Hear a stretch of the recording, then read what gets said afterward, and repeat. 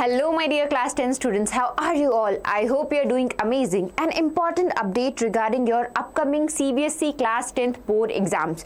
Yes my dear students, are you worried if your exam is going to be tough or easy? Are you worried about all those competency based questions? How much percentage will be there or not?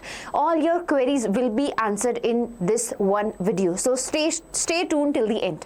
So let's start with the update. What news has been given by CBSE? Yes, my dear students, CBSE has told as from this year onward, the difficulty level of your 2026 board exam has significant changes. Yes, my dear students, the revised structure focus greater emphasis on your conceptual understanding and real life application of knowledge. So you need to focus on the conceptual application of your knowledge, not just ratification, my dear students. If you do ratification, you are not going to score good marks in this board exams, and these are going to be really tough for you.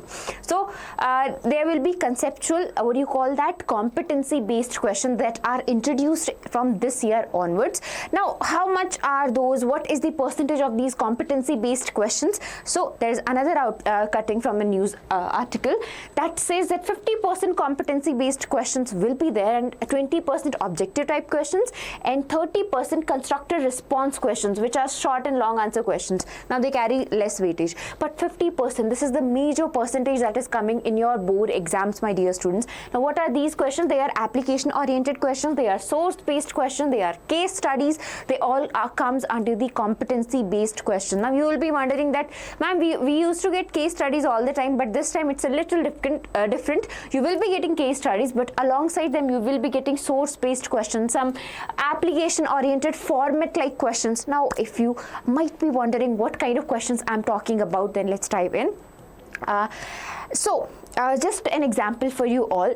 Are the questions going to be entirely different? No, they won't be. The question will be the framing is a little different, my dear students, but the question and what the examiner wants to check is your knowledge. That is still the same. For example, here examiner used to ask, define corrosion, state any two methods to prevent corrosion. That is a straightforward question, right? That is not a competency based question, but examiner can frame it in such a way that they test your knowledge, how much you understand the concept, not just a ratification of this formula, okay, or this definition. So here Ria noticed that the iron gate outside her house started developing reddish brown coating after the rainy season. Over time the surface became rough and weak. Based on the above observation, answer the following.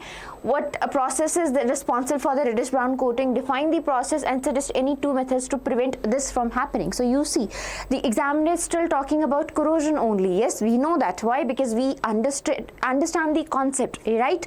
But they did not ask straight away. They did not ask in a straightforward manner that define corrosion and state any two methods to prevent corrosion, right? So now you understand. It's not memory. What are they asking you? The understanding and application of any particular concept. So do not worry. You are getting 50% competency based questions, but all will be based on your knowledge and understanding of the concept. If you have your concept strong, you do not need to worry about it at all. Now, you do not need to memorize the concept. Yes, you do not need to memorize. What you need to do is understand the concept. Yes. So instead of, for example, when you are dealing with competency based question, they are not basic straightforward question. They're not asking straight away define corrosion, what is a chemical reaction, but they will ask you the application of that part. They will give you a reaction and they will ask you to balance it, right? So instead of mugging definition like why does this happen, ask yourself, why does this happen?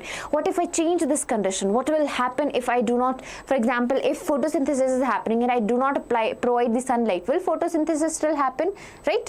Similarly, any example you have, don't just memorize the definition, just understand why is it happening, what are the required conditions, what factors are required, what factors are necessary, and what happen if these factors are not present. Will the process happen or not?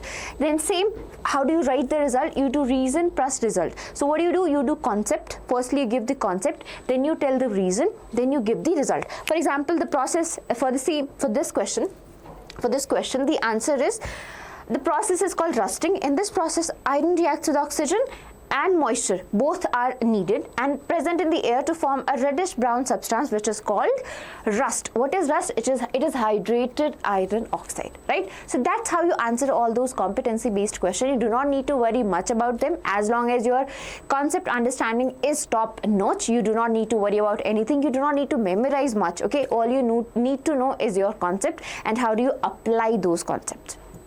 And that was all. All the best for your boards. Do not worry, you're gonna rock it.